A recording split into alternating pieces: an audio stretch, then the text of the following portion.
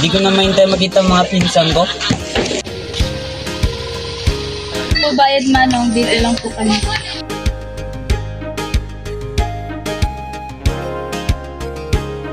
Tugang, dukuto na ni aton si pinsan.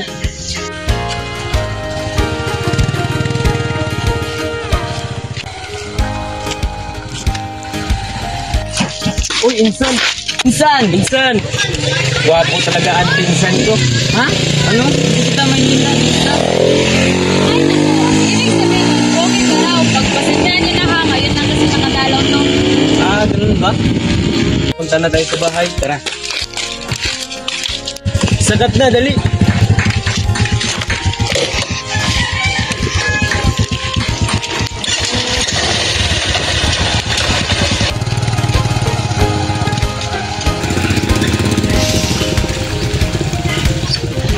Hindi na tayo sa harong.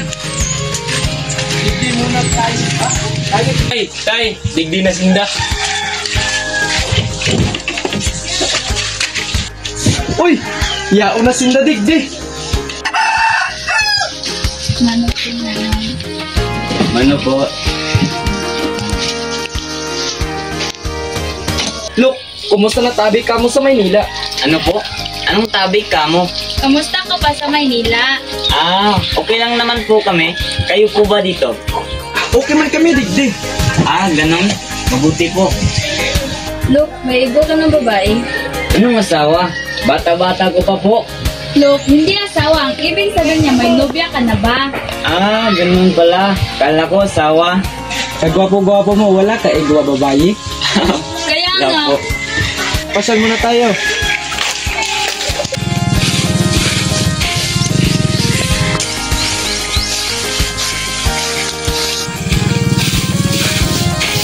Hindi kami nakatanong mahiyog. Ah, ganun ba? Ang ganda naman dito. Napaka-presko ng hangin. Ha? sabi ni Luke, magayon digdipis ko. Tara, pasal ko pa kayo.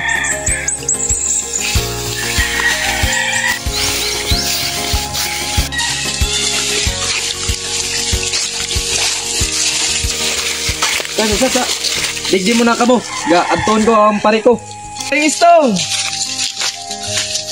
Hoy, paring Nonoy! Hoy, pare! Kumusta nan boat mo? Ikaw, okay ra? Ika lang yapon!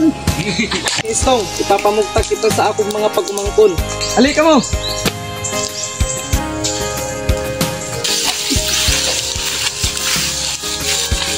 Manok ka mo sa inyo, Uncle Istong. Ano po? Suplayan kayo ng Diyos. Suplayan kayo ng Diyos. Mabait namang mga bata, ere. Sige, parang Istong, dinhi mo na kami. Sige, pagpapalain kayo ng Diyos, pare. Magkaiba pala ang wika ng taga Bicol at taga Manila, no? Oo naman, dahil malaki Manila ka, kaya mahirap talaga magpag-usap pag hindi mo kababayan. Mag-adal ka na ng Bicolano.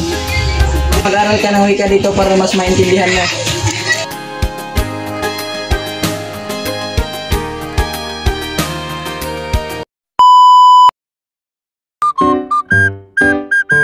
Look, hindi asawa. Ibig sabihin... Kaya mag-aral ka ng wika dito para...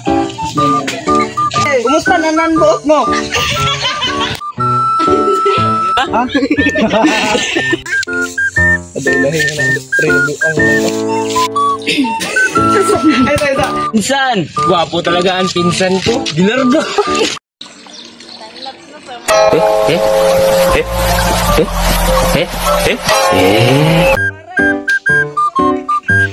Manok ka mo sa inyo, Uncle Istong. Ano po? Salamat.